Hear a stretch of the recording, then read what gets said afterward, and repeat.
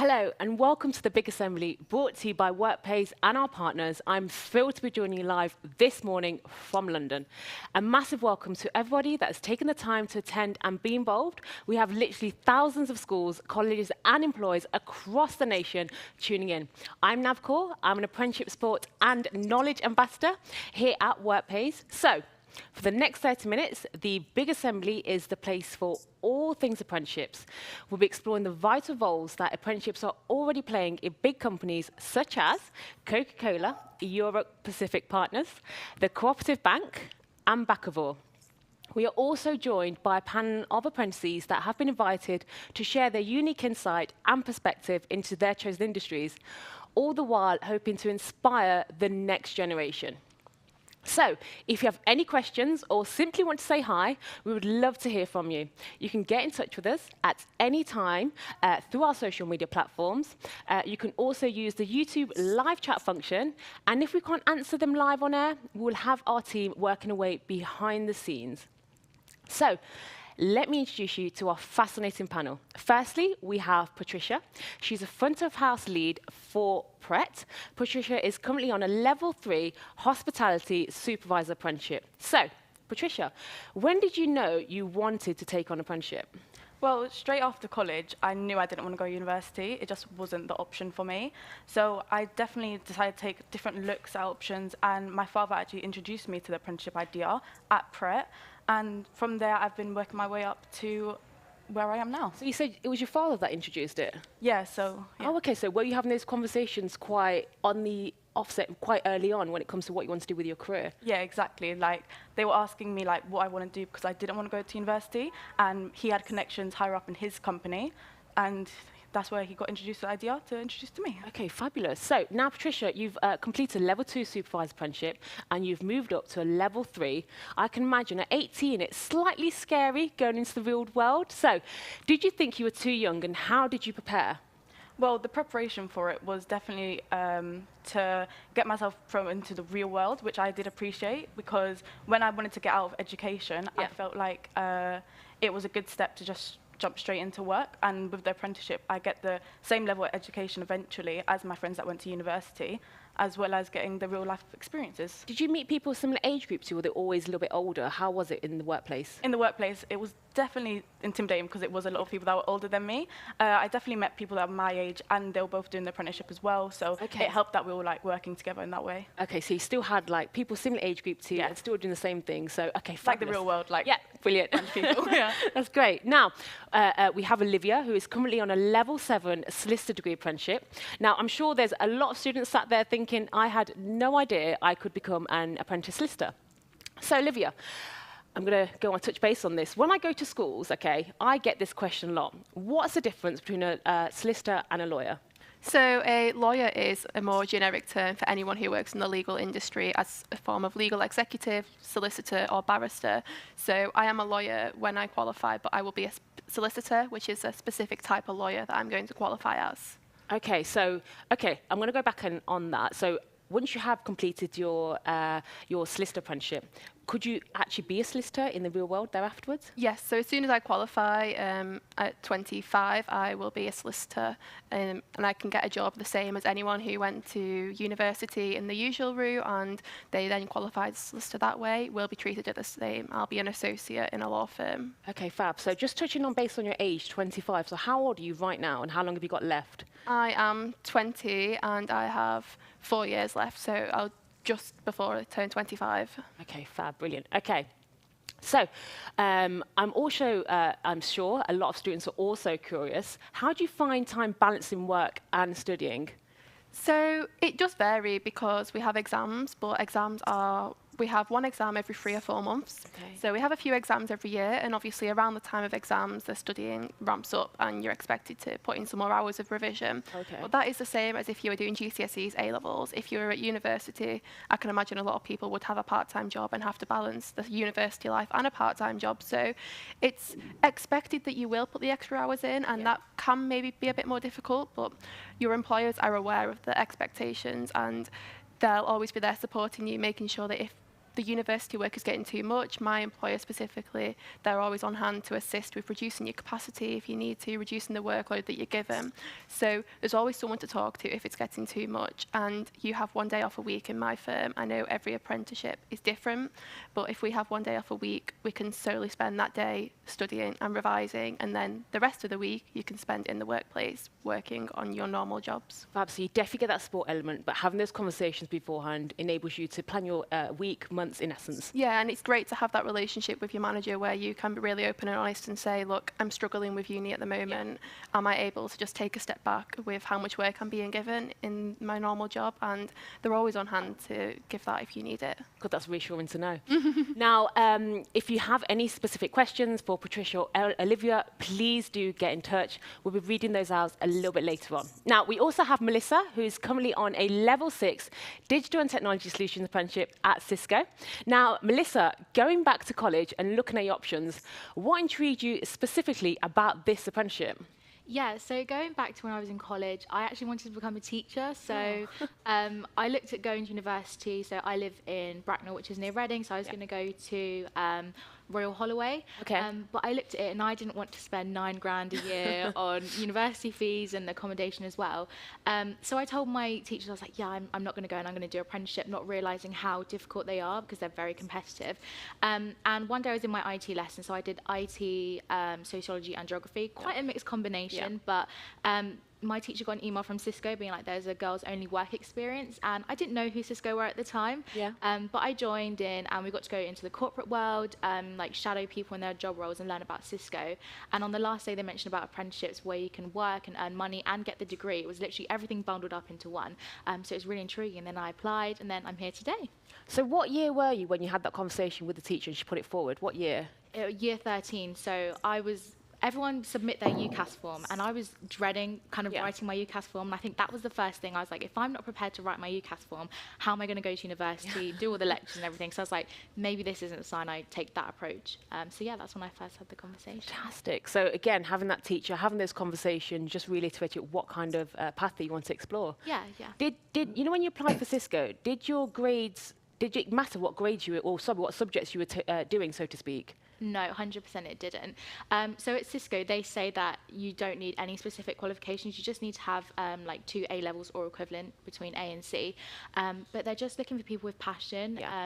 You could have someone who's really great at IT and really interested in it, but they might not have the passion to learn or have that work ethic, whereas someone else who hasn't studied IT, they're really interested in it, they've got the passion, and they can really see that when you're on the assessment centre day. So you don't need to study IT to get into IT. There's people who've done like performing arts, completely different subjects. Fab, brilliant. Now, I'm going to ask you just one question, okay? Could you, in one sentence, give us an overview of your day-to-day job role? Because I can imagine there's a lot of students sat there thinking, what does a digital and technology student apprenticeship, what is it? So what do you do in your day-to-day role? So it's really difficult to describe in one sentence, so I'll give a quick overview, and if anyone has any more questions, you can just send them in. But we join as a cross-functional apprentice, so we don't join as like a software developer or a project manager. You go in, and so ours is 3 years, but it's now actually 4 years. But in your first year, you spend three-month rotations in different departments, so like marketing, technical sales, and I'm in corporate social responsibility. So you go into different ones, finding what things you like and what you don't like. And then in your second year, you do 2 6-month ones, and then kind of the same in your last years. But in my role, I work on social value, and I've also been planning like the Christmas events and the summer events as well, and they're really fun. That's fun. So it's quite varied in terms of what you do. So varied. Fab. So now we actually have someone joining us virtually, and that someone is Ellie Martin. Ellie has recently completed her Level 3 Business Administrative Apprenticeship at Pittville School. Ellie's also a member of the Disability Apprenticeship Network. Now, Ellie, what do you think has been the most valuable thing that you've learnt since completing your apprenticeship? So personally, I think it's just the amount of skills I learnt during my apprenticeship, the knowledge that I wouldn't expect to learn from an outside classroom environment. To be honest, I think the skills, especially working in an educational sector, was something that I would have never learned in a classroom. You know all this different stuff, and there's lots of different terminologies. But if I'd ever thought that I would leave a school to work in a school, I thought people would be going mad. But I have a lot more respect for my teachers when I was at school, now working in one. Okay, fabulous. And as mentioned, you are part of the Disability Apprenticeship Network. Are you, again, we've had a chat off camera that you're okay to discuss your disability. So just going to highlight that. How accommodating were your employers during your apprenticeship in taking consideration your disability? So yeah, it was something I discussed at my interview, just to highlight that I've got a processing condition. So it's called mesoline.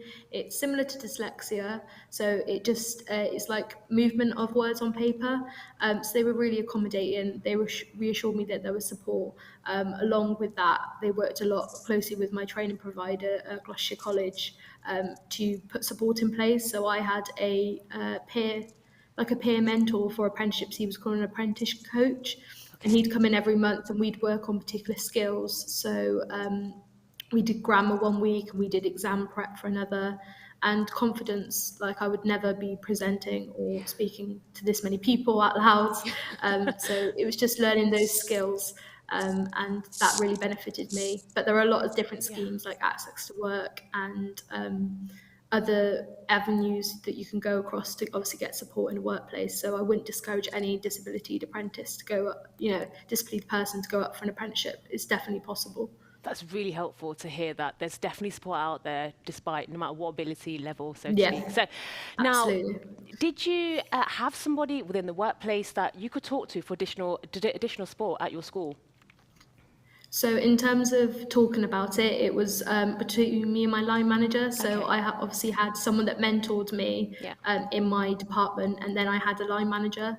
So we'd have kind of weekly meetings at Okay. first, just to get me back into the role, especially when I started my level 2, which I went straight from school into an apprenticeship. So I didn't do A levels, and I then moved on. And throughout that time, it just gradually got a little bit further apart. So I was doing weekly meetings to then monthly Okay, fab. meetings, where my Okay. confidence grew. But I always had that open door policy with them. If I ever had any issues, then I could go and just let them know. That's fab. Thank you, Ellie. Thank you so much. Now, finally, we have No Paul worries. Wright, who is also joining us virtually. Paul is an apprenticeship lead at the Cooperative Bank. Paul, I imagine you meet a lot of apprentices. So my question to you is, what advice would you give to year 10s, but specifically year 11s from an employer's perspective?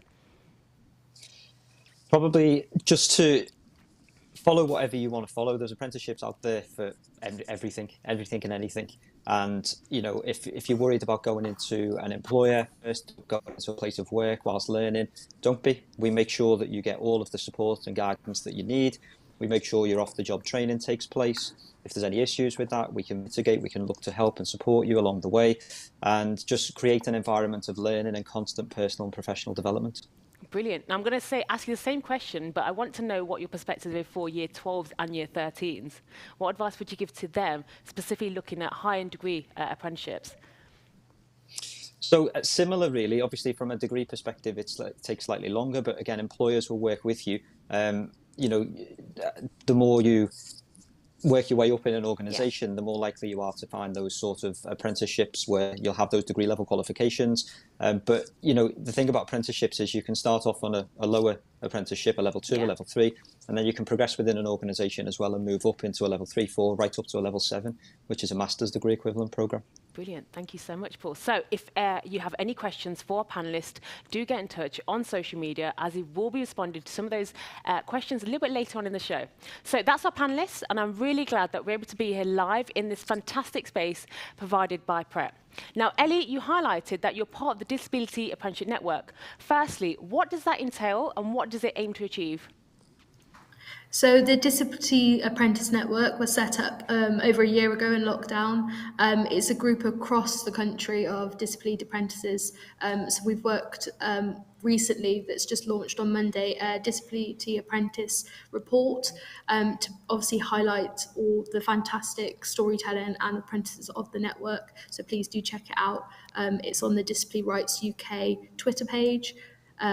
Which we can obviously share throughout that, but it's fantastic, and there's so many great people on it promoting it across the country. Bill, thank you. Another question, Ellie. I mean, many young people with disabilities worry that apprenticeships may not be the pathway for them. So what advice would you give to them? So to me, it's research into it. I think that it's more than possible for it to be a better choice for someone who's got a disability, because like myself, it's a learning difficulty I have, and I find that the practical side of an apprenticeship is more appealing. Yeah. It's less pressure on the exams for me, and Yeah. you learn on the job. And the progression, like Paul said, is absolutely Yeah. a fantastic way. So I went and did a level 2 and a level 3 Fab. apprenticeship straight after I left school. Brilliant. But I again have those qualifications and the experience within the industry I work in, That's which would great. put me slightly ahead of the game compared to others Fantastic. who are Thank you. doing a Now, similar role. I'm just going to ask you quickly, what were your parents thought when you applied for an apprenticeship? They were really happy for me, actually. They were really supportive. Again, the discovery was a bit of research on my side. Obviously, I know there's an upgoing battle in terms of apprenticeships being promoted, so I always do my best to promote as much as I can, but they were really supportive. And I know they can't be here today, so big shout out to them for their support. Great, great, great. Now, that leads us quite nicely onto the next segment. Now, we've covered the experience of apprentices, new and old, alongside an employer. But for our next segment, we want to provide you with the perspective of quite an important person in this whole chain of influence, the parents.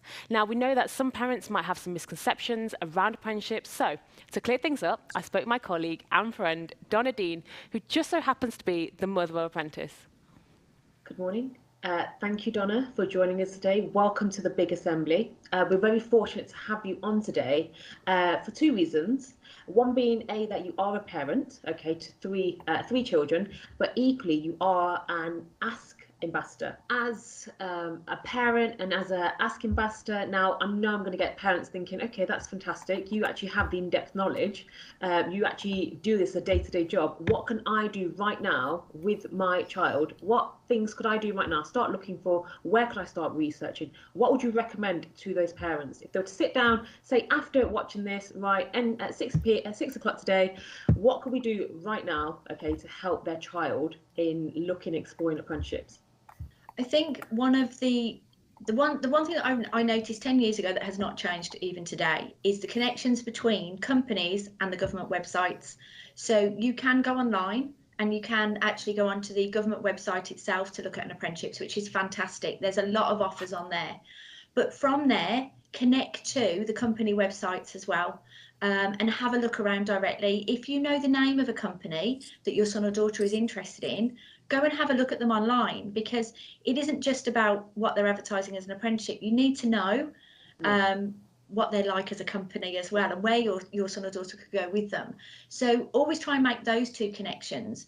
That was something I did with Ethan. That's something I've done with Jamie as well. Now, I know I know as myself, and when you go to parents' events, that you get specific questions from parents. So what are the main concerns that you still hear today from parents? I think the biggest questions we still get asked is about the educational side. Yeah. So is the education good enough? Yeah. And I think we can both agree on this one, actually. The answer is yes to that one. The schools are giving these students information about colleges and possible universities. Those colleges and universities still offer out exactly the same courses for apprentices. So if they're good enough for your son or daughter to go to full time, then they're good enough to go to on their apprenticeship. Thank you, Donna, for taking the time to speak to us. You can catch the full interview and much more content over at our website, bigassembly.org. Now, we often hear that apprenticeships are not suited for everybody, especially for those with a disability, and this is simply not the case. Sometimes it's as simple as having an open space, giving an apprentice more time to complete a task, but let's hear from Disability Rights UK, who will talk a little bit about how apprenticeships can be inclusive.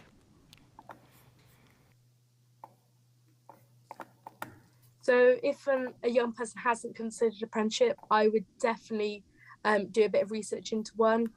For me, it was the best way that I could take a hold of the career path I wanted to be on. Apprenticeships offer you an opportunity to have experience, but along with having experience, also getting that qualification that is also decided by other companies. If it doesn't work out in the future for a certain company that you're doing an apprenticeship in, you will have experience and a qualification to go off to get another job. I've been with the NHS for a little over a year now, and I applied for it via the job site Indeed, and my apprenticeship actually was spoke about during my recruitment process. The successful candidate would be required to step on to the apprenticeship that was related to my job role. I was very keen to move to an apprenticeship because people were speaking highly about them, and I just thought, what better way to start a proper job than being trained, or if it's my first proper job, really. I made people aware in my CV that I had my cerebral palsy, so I think it's really important that you have that conversation with the employer and with yourself about your disability, whether it be visible or not visible, because then the employer can help you moving forward. My advice is to be confident, but to do your homework on the types of support that is out there for you. Thank you to Disability Rights UK, to everyone who's continued to ask questions in the chat. So let's go to one of those questions that we received from Twitter. Now, 90% of apprentices end up staying on with the employer. And Mo asks, what happens after you finish your apprenticeship? So Patricia, I know you've completed a level 2 and you're currently on a level 3 apprenticeship. In the future, where do you want to be? Well, I definitely see myself continuing on with my apprenticeship to level 4, with hopes of even going up from level 5 wherever I can. As soon as I have like a confident amount of education, then I'll maybe put some feelers out for a different type of job. But for now, I'm happy. So you're definitely looking to progress onto a level 4, and what would that be called? What is that apprenticeship? So I believe that's going to be moving on more of hospitality, more onto the business side. Okay. Which is going to be way more universal in job prospects as well, which I like. Fantastic. I mean, could you see yourself possibly going self-employed there afterwards, or you think, Pret is the place for me? I can see myself going into a different type of hospitality job, in the sense of like, I love to work with people, I like that confidence. Self-employed, I can't see just yet, but you never know. Yeah, you never know. That's great, fantastic. Now, equally, I get a lot of students that ask me, I'm not too sure what kind of path to go down. There's so many different options. What would your advice be, Patricia? Well, I mean, there's so many options of apprenticeships, like with all different types of, like even from just us, like different types of job prospects. And if you feel put your feelers out for what type of job you want, you can. There's so many options where. Do you think it's worth exploring your hobbies and interests, maybe your subjects? What would you say to them? Whatever you're passionate about, whatever you feel like your personality can take. Like I put myself in hospitality because I'm quite personable. I like to think, so it's like So that's what I went for. But like even if you're more introverted and you want an office job, there's definitely options for that as well. Fab, brilliant. So that's a really good response. Great advice there. Now we're going to be moving on next. We're going to hear from Ben. He's going to talk a little about his journey as a manufacturing apprentice at Bakkavor.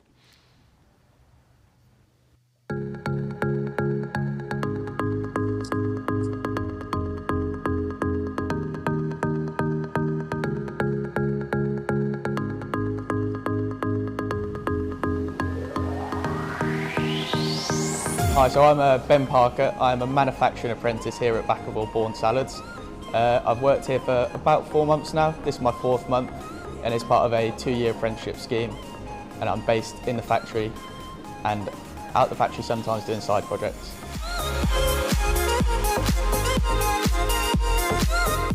So on a day-to-day basis, I do a range of things. I work a 4-on, 4-off shift pattern.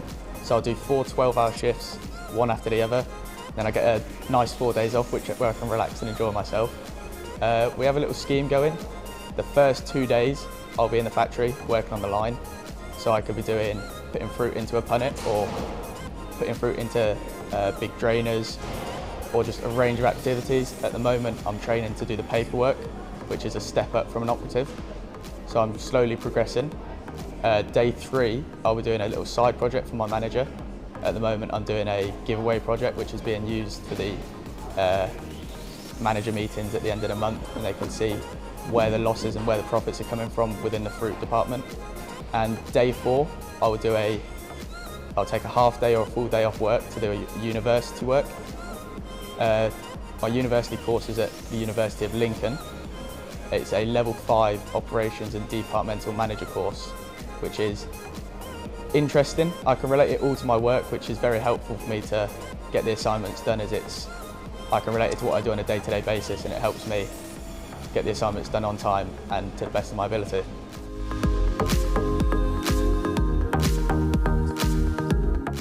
I work with a bunch of different people. I work with people that are lower down in the operatives, and then I work with the senior leadership team as well, which is even to the general manager, Jonathan, down here.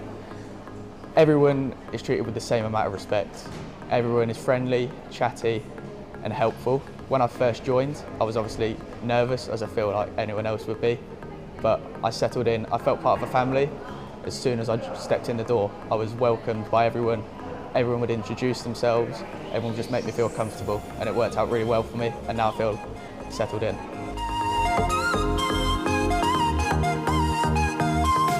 After the 2-year apprenticeship, I would like to stay on with Bakkavor, as I feel like it would be a wasted experience if I didn't.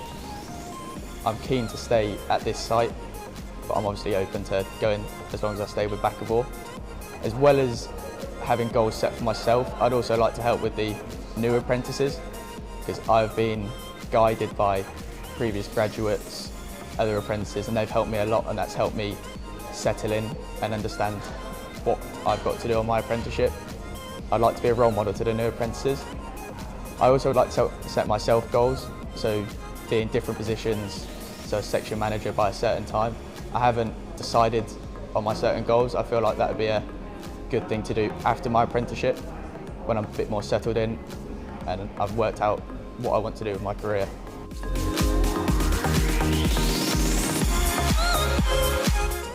When you come to join the team here at Bakkavor, it's part of a family. You don't need to feel anxious, nervous, you just need to feel welcome. Everyone will welcome you in, and you'll feel part of a family as soon as you step through the door.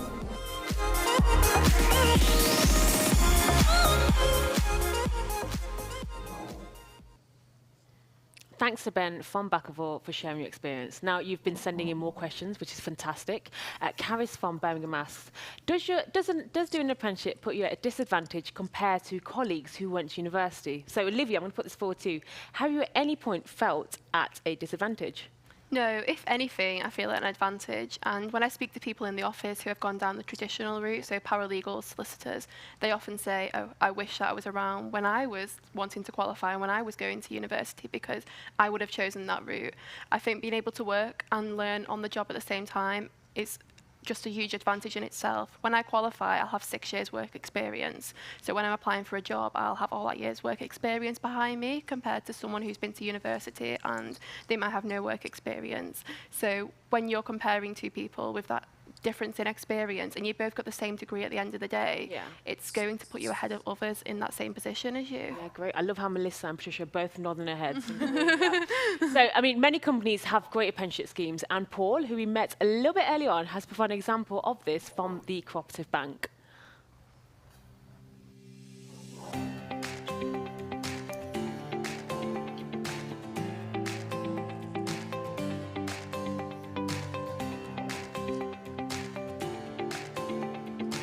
With the apprenticeship, you get to mix with other colleagues. You see your colleagues from other teams who you may not, speak to on a day-to-day basis. You've got your apprenticeship coach. You can always ask questions, fall back on.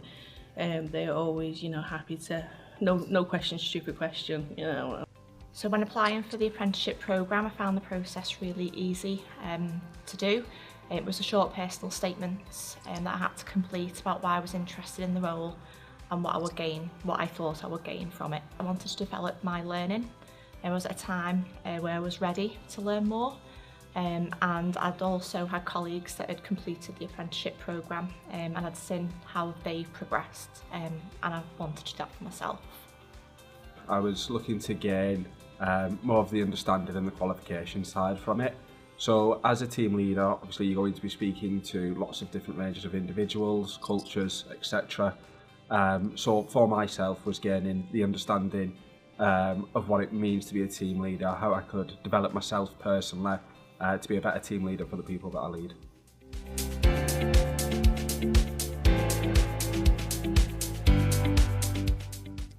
In the apprenticeship, we have to do masterclasses which means you have to be very vocal in speaking to a group and inputting your ideas. Not something I was always very good at, of putting what I think forward. So that skill has definitely been developed and has actually been part of the reason I'm on the Step Up programme to being a team leader in here.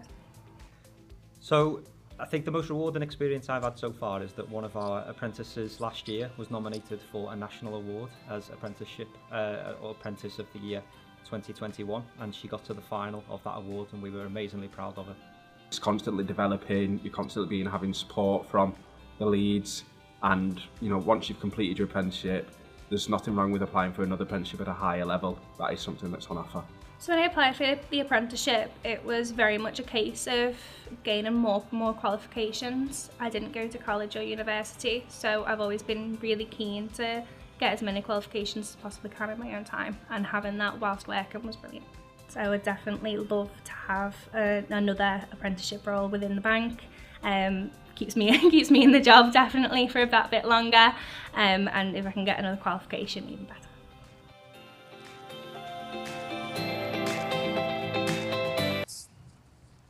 So there's definitely a lot of effort that goes into celebrating apprentices and their hard work. Now, we have a few more questions coming in from the live stream. Now, I'm going to point this to Melissa. Did you ever doubt your ability at any point? I've never really doubted my ability, but I think it's definitely been tested a lot. But one thing you have to remember is when you join an apprenticeship, you are an apprentice, so you're not expected to know everything. You come to the job, you're there to learn new things. And I think it's really important to be transparent with your manager, saying if you can't do something, because they'll always have support there to kind of help you build on your skills and your abilities. Great. Just keep highlighting the fact that you're getting the extra support and help throughout the workplace. Yeah. Brilliant. Now, we also recently heard from Shane at Coca-Cola, a Euro-Pacific Partners. Here's a little video to showcase that.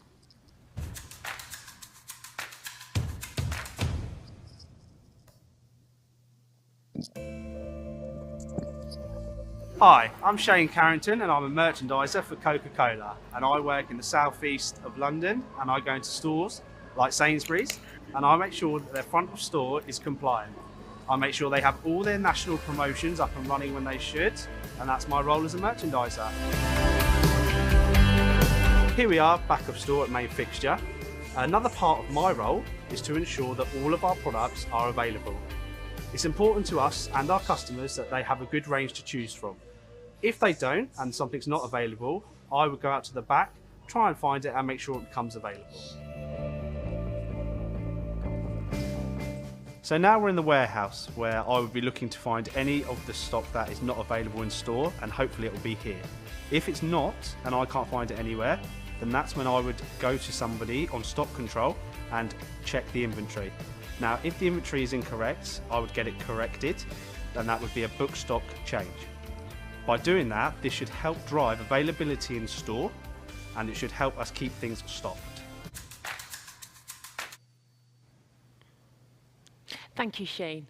Now, careers leaders, teachers, school staff, this next part is just for you. If you found today's information invaluable, our Ask Ambassadors who work on the Apprenticeship Sport and Knowledge Programme up and down the country are here to dispel myths. We have apprenticeship experts on hand to come and help support your school. Our partners and experts in the Midlands, North, South and London who work on behalf of Education Skills Funding Agency are all part of the Department of Education to deliver free and impartial apprenticeship support to students, teachers, parents and carers. If you want to access free support at any time, there's a link in the description to the government website to submit and ask requests, and the team will be in touch. Now, that's all we have time for. We're at the end of the 2020 Big Assembly broadcast.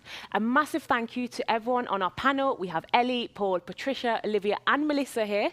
A big thank you to our partners, the amazing Pret, for being exceptional hosts. And last but certainly not least, a big thank you to everyone watching online. Whether you're a teacher, student, parent, employer, anyone in between, we're hoping that you found the information useful. I hope that this has inspired you, or at least given you more food for thought as you consider your next steps. Our team are still on hand throughout the day to respond to any questions you have. But if you've enjoyed this year's Big Assembly, we'd love to hear your comments and thoughts. And remember to keep checking the website bigassembly.org for even more content, which is coming up in the next few days. We'll also be uploading this video alongside many more.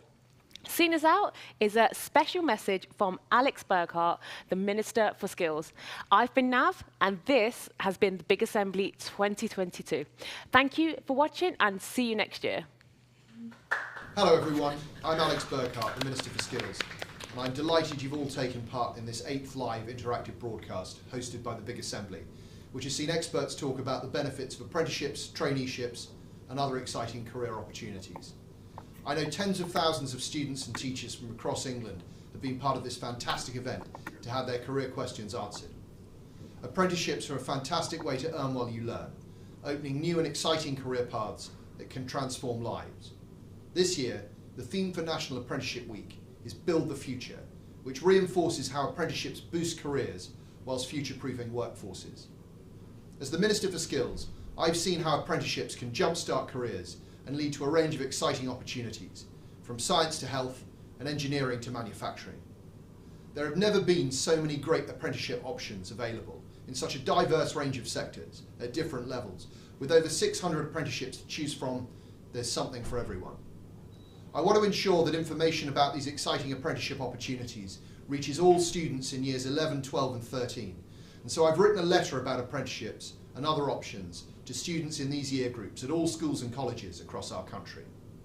I know that many of you are working extremely hard to encourage young people to explore what they might like to do when they leave school or college. Please help me to ensure that every one of our young people considers apprenticeships as one of their options too. Apprenticeships can give people an extraordinary chance to learn, earn and achieve.